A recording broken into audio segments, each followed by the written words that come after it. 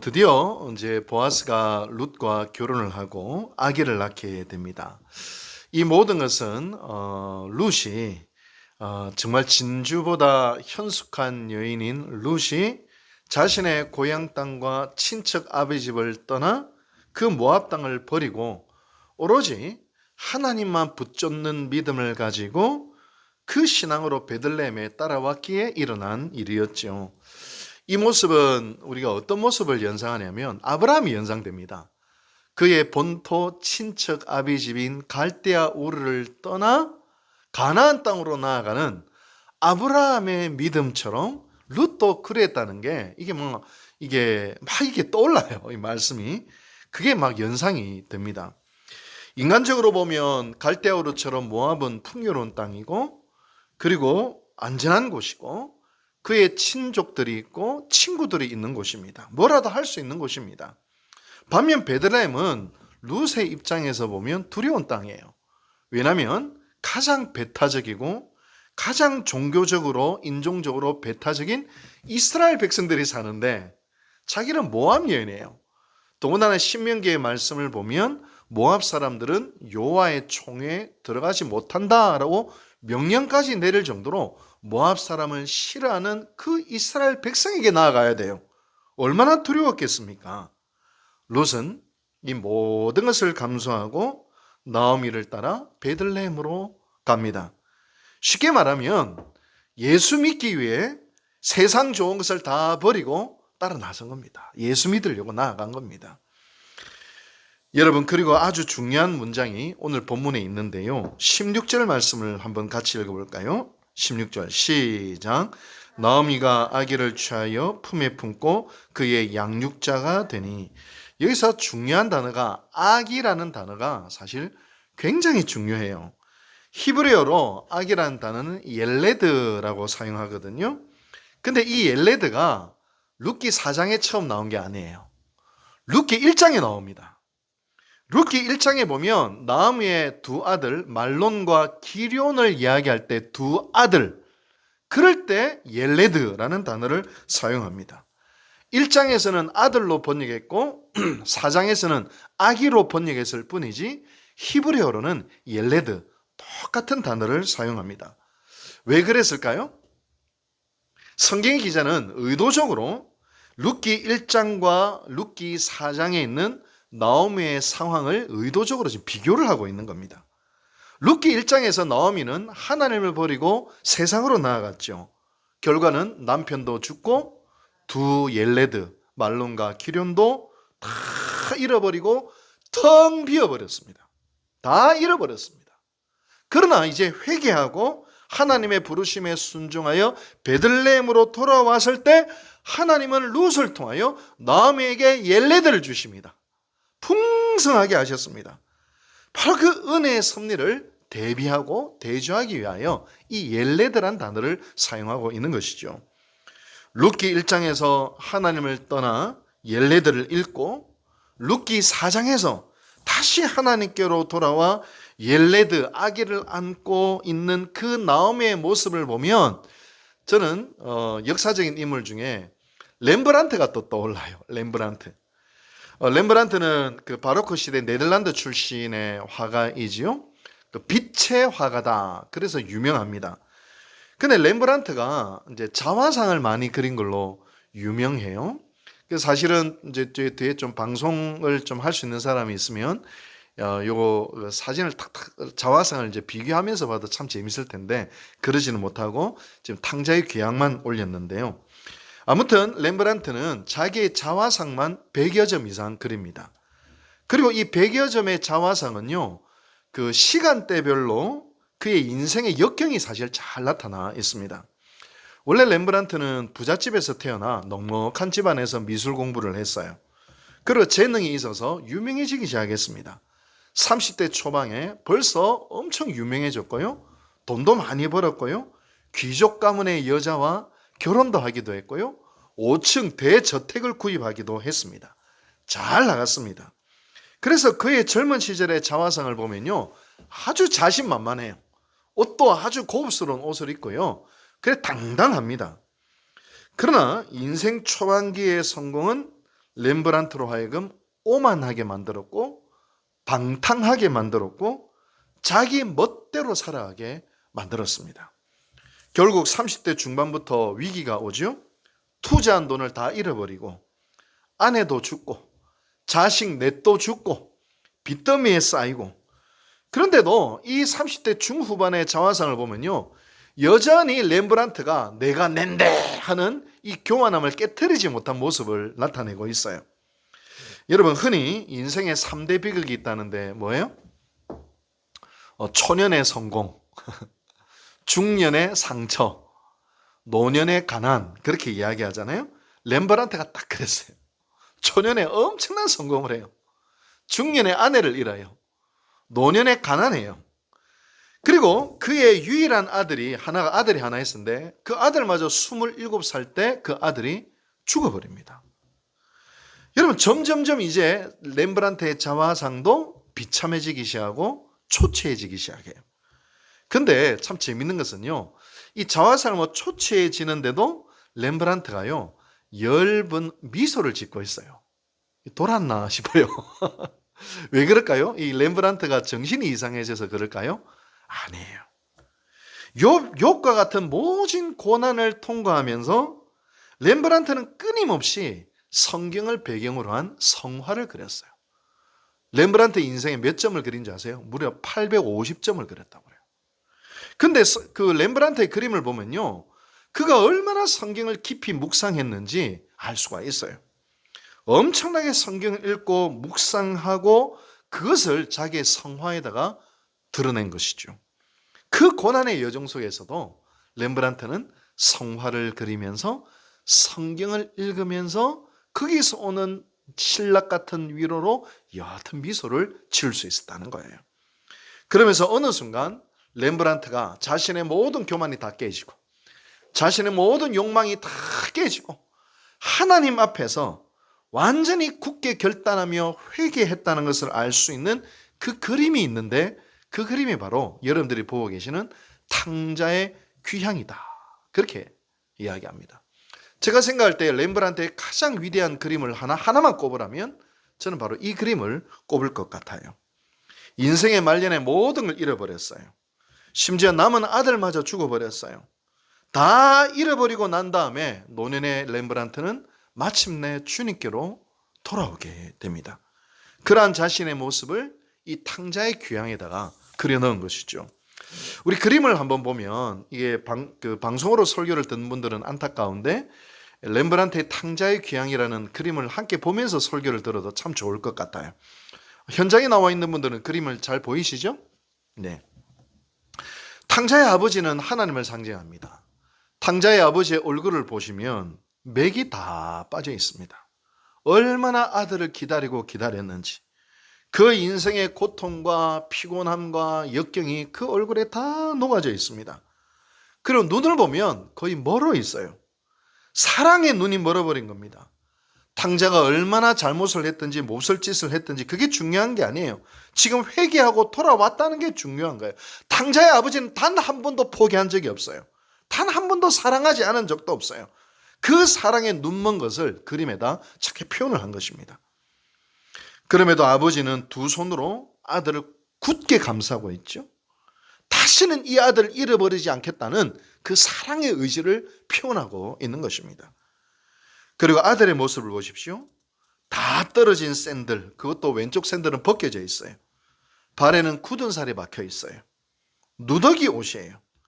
마치 베들레헴을 떠나 모압을 향해 나아갔던 나오미의 모습이 사실 저런 모습 아니었을까요? 모든 것을 잃어버리고 남편도 죽고 두 자식도 죽고 완전 누더기가 돼버린 자신의 모습, 저 모습이 어쩌면 나오미가 모압 당에 있는 모습과도 같을 것입니다. 저 모습이 바로 젊은 시절 한동안의 성공에 취해서 방탕하고 주님을 떠났던 렘브란트의 텅 빈 모습, 그 모습을 상징하기도 합니다. 여러분, 그런데 이 그림에서 가장 인상 깊은 것은 아버지 품에 안긴 아들의 머리입니다. 이 머리를 보면 누구의 머리 같은지 아세요? 옐레드, 나오미가 안고 있는 아기의 머리, 갓난 아기의 머리와도 같습니다. 아버지 품에서 새롭게 태어난 아기. 말론과 기련은 죽었어요. 이제는 오벳, 새롭게 태어난 아기의 모습, 중생한 아기의 모습을 상징합니다. 룻기 1장에서 잃어버렸던 아들을 룻기 4장에서 나오미가 다시 아기를 품는 그 아들의 모습입니다. 그래서 탕자의 아버지도 뭐라는지 아세요? 잃었던 아들이 다시 돌아왔다. 한마디로 다시 태어났다. 그렇게 표현을 하는 거예요. 아버지의 품에 안긴 저 아들의 모습은 누구를 이야기했느냐? 렘브란트는 자기 자신으로 표현한 것입니다. 지금 나오미는 아기를 안고 있습니다. 나오미는 참으로 감격스럽습니다. 육신의 욕망을 쫓아 모압으로 갔을 때 옐레들을 잃어버렸으나 다시 하나님의 부르심에 따라 순종하여 베들레헴으로 돌아왔을 때 하나님이 다시 옐레들을 주시잖아요. 아기를 품었다는 것은요, 성경에서 여인들이 가질 수 있는 가장 복된 모습이 아기를 품은 것이에요. 대표적으로 한나가 그렇잖아요. 한나가 아기 사무엘을 품는 모습을 상상해 보십시오. 마리아가 예수님을 품고 있는 모습을 한번 보십시오. 그리고 이 장면 누가복음에 보면 시몬과 안나가, 여선지자 안나가 아기 예수님을 안고 주의 구원을 보았사오니 종을 평안히 쉬게 하시는도다 라고 기도하며 하늘의 복을 누리는 모습과도 같아요. 그렇게 얻은 아기의 이름이 뭡니까? 김원필? 아멘 하면 또 곤란합니다. 이렇게 얻은 아들의 이름이 뭐예요? 오벳입니다. 오벳.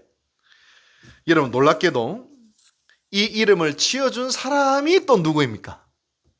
성경을 보면 이 이름을 누가 지어줘요? 바로 베들레헴 여인들입니다. 이 여인들이 하나님을 경배하고 하나님께 찬양하면서 뭐라고 이야기하냐면 오벳이라 이름을 지어줘요. 그 오벳의 이름은 뭐냐면 하나님을 경배하고 하나님을 섬김으로 복된 종이 된다라는 뜻이에요. 근데 오벳과 어원이 똑같은 이름을 가진 선지자가 있어요. 오바댜 맞아요. 그 뜻이 하나님의 종이란 뜻이에요. 그런데 18절부터 12절까지요. 이제 여기서 중요합니다. 족보가 이상해요. 족보가 이상합니다. 왜냐하면 원래 나오미가 아는 아기는 법적으로 누구의 아기예요? 법적으로 1번 말론, 2번 보아스, 3번 김원필. 몇 번이에요? 1번 말론, 2번 보아스, 3번 김원필. 몇 번이에요? 법적으로? 말론이죠. 여러분 기업 물음을 생각해 보십시오. 기업 물음은 뭐냐면 내가 아들을 낳으면 그 형제의 이름으로 대를 이어주는 거예요. 보아스가 아들을 낳으면요 말론의 이름으로 대를 이어주고 그 빚을 다 갚아주고 땅을 다 찾아줄 때 말론의 이름으로 기업을 다 주는 거예요. 그러니까 손해잖아요. 그래서 아무도 안 하려고. 근데 보아스가 기꺼이 그걸 감당하잖아요. 이 기업 물음의 정신이 그것입니다. 따라서 율법에 의하면 족보를 기록하면 어떻게 되는지 아세요? 엘리멜렉, 말론, 오벳 이렇게 딱 기록이 돼야 돼요. 그게 율법이에요. 그게 기업 물음이에요. 근데 놀랍게도 이 족보를 보면 엘리멜렉과 말론은 쏙 빠져 있고 대신 성경은 보아스를 집어넣고 있습니다.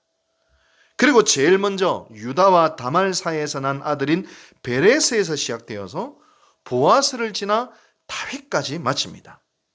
율법으로는 틀린 거예요. 근데 구약 성경에 들어와 있는데 틀린 율법을 이야기하고 있네요. 충격적입니다. 여러분 이게 뭡니까? 기업 물음의 법으로 보면 잘못된 것이지만 왜 성경은 보아스를 집어넣은 것일까요? 왜 집어넣었을까요? 왜 집어넣었을까요? 생각을 해봐야 돼요. 바로 이 족보는요 율법의 족보가 아니라 은혜의 족보예요. 복음의 족보예요. 유다의 은혜로 다말에게서 베레스가 나고 살몬의 은혜로 라합에게서 보아스가 나고 보아스의 은혜로 룻에게서 오벳이 난 거예요. 이 족보는 은혜의 족보요 복음의 족보입니다.